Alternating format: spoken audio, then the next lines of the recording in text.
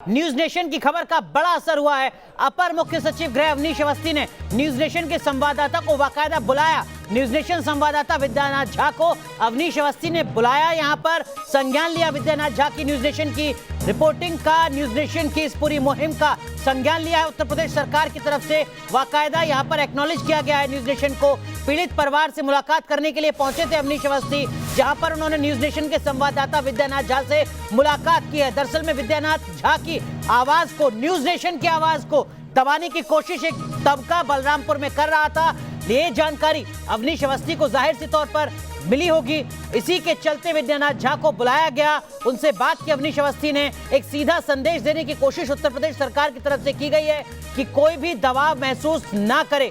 पीड़ित परिवार से मुलाकात की है अवनीश अवस्थी ने। एक बार फिर सीधा रुख करते हैं बलरामपुर का। हमारे सहयोगी विद्यानाथ झा हमारे साथ जुड़ रहे हैं। विद्यानाथ, न्यूज नेशन की खबर का बड़ा असर देखने को मिला है और यहाँ पर न्यूज नेशन की मुहिम को एक्नॉलेज भी किया है उत्तर प्रदेश के सबसे बड़े अफसर ने।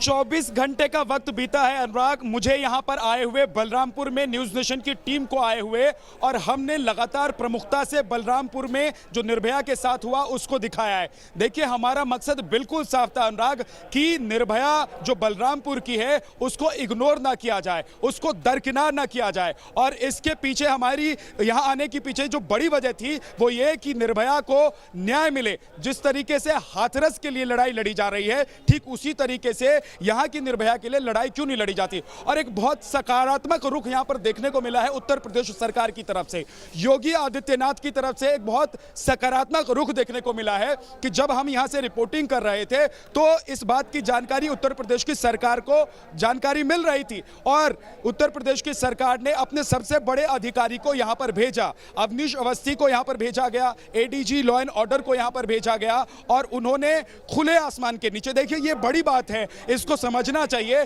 कि कोई सरकार या फिर कोई बड़ा अधिकारी कितने खुले दिल से आपके पास आया है और कितने खुले दिल से वो बात करना चाहता है। अनुराग, हम वहां पर मौजूद थे, अभी मैं आ गया हूं, चीनी मिल गेस्ट हाउस है जहां पर तमाम अधिकारियों की बैठक चल रही है। लेकिन मैं आपको बता दूं कि पीड़िता के घर के बाहर कुर्सी लगाकर Avnish Awasthi, ADG law and order जो मौजूद थे, उन्होंने खुले आसमान के नीचे बात की है पीड़ित परिवार से। पूरी बात जो पीड़ित परिवार उनको बताना चाहता था, उस बात को उन्होंने बड़ी धैर्य से, आराम से सुना। उसके बाद उन्होंने पूछा भी कि और कुछ आप लोग चाहते हैं, और क्या आप लोगों की मांग है, तो पूरी बात बताई गई। अनुराग, अगर मैं सिलसिलेवार तरीके से बताऊं तो पूरी घटना का जिक्र किया परिवार की तरफ से।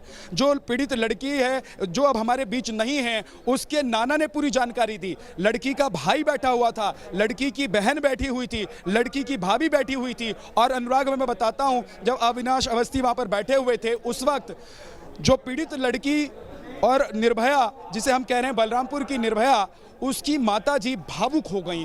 वो रोने लगी अवनीश अवस्थी के सामने, और रो रो कर उन्होंने अपनी बात रखी। और बात क्या रखी उन्होंने कहा कि फांसी की सजा होनी चाहिए जितने भी इस मामले के मुलजिम हैं, यानी कि अभी तक जिन लोगों को आरोपी बनाकर रखा गया है उनसे कड़ाई से पूछताछ हो। परिवार की तरफ से यह भी कहा गया कि 1 या 2 व्यक्ति नहीं हो सकता है इस बलात्कार में शामिल, बल्कि 6-7 लोग शामिल होंगे कम से कम। ये अंदेशा इसलिए परिवार की तरफ से अनुराग जताया गया है क्योंकि परिवार को ऐसा लग रहा है कि जिस हालत में निर्भया पहुंची थी, बलरामपुर की निर्भया पहुंची थी अपने घर रिक्शा पर, उस हालत को देखकर परिवार ये कह रहा है कि कम से कम 6 से 7 लोग होंगे जिन्होंने इस जघन्य अपराध को अंजाम दिया होगा। तो अभी 6 दिन बीत गए हैं, लोकल पुलिस या फिर जो जांच की जा रही है वो जांच कहां तक पहुंची है इसके बारे में परिवार तक को जानकारी दी नहीं गई थी।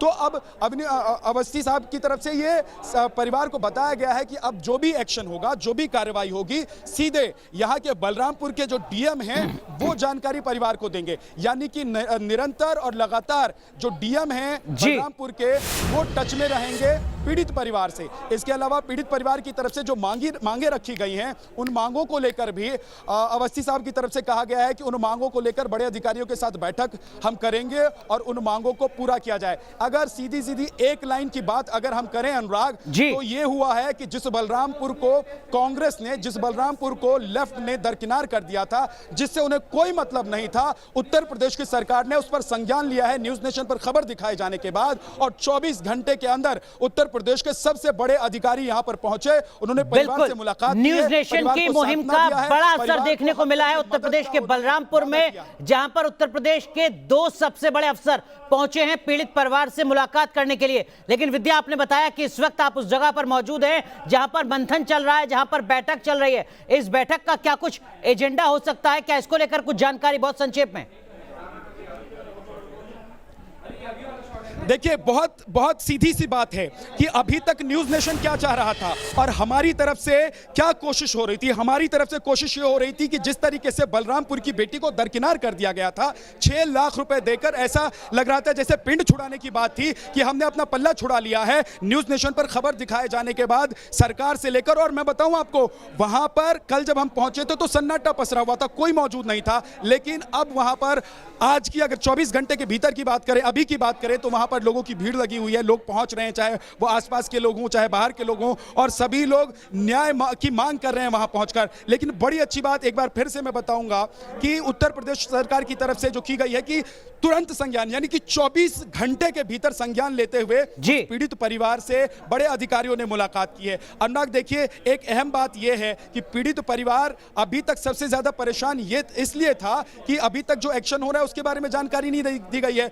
2 जिन मुख्य आरोपियों को अभी तक शाहिद और साहिल को पकड़ा गया है, उनको पकड़ने के बाद क्या कार्रवाई की गई है, क्या उनसे पूछताछ की गई है, क्या उन्होंने कुछ जानकारी दी है? क्योंकि परिवार ये कह रहा है कि बिल्कुल, तो लेकिन अब जब अवनीश अवस्थी वहां पर पहुंचते हैं विद्या, अब जब एडीजी लॉ एंड ऑर्डर पहुंचते हैं तो एक भरोसा जरूर जगता है। न्यूज नेशन की इस मुहिम के बाद बलरामपुर की पीड़िता के परिवार में एक भरोसा जरूर जगता है कि न्याय मिलेगा। तस्वीरें हम लगातार आपको दिखा रहे हैं, उत्तर प्रदेश के बलरामपुर की तस्वीरें हैं जहां पर पहुंचे हैं अवनीश अवस्थी और उनके साथ एडीजी लॉ एंड ऑर्डर। लेकिन राजस्थान की तस्वीर क्या है वो भी हम आपको बता दें। राजस्थान को लेकर भी न्यूज नेशन लगातार बड़े सवाल खड़े कर रहा है और राजस्थान में न्यूज नेशन की मुहिम का बड़ा असर दिख रहा है, न्यूज नेशन की खबर का असर दिख रहा है। दरअसल में राजस्थान के 12 रेप केस में जो आईओ है उसको हटा दिया गया है। एसपी खुद अब पूरे मामले की जांच कर रहे हैं और जल्द से जल्द आरोपियों पर कार्रवाई की जाएगी, ये भरोसा 12 के एसपी ने न्यूज नेशन को दिया है। इस वक्त की बड़ी खबर हम आपको बता रहे हैं राजस्थान के 12 से, जहां पर जो पीड़िता का परिवार है उसको इंसाफ नहीं मिल पा रहा था, पीड़िता को न्याय नहीं मिल पा रहा था।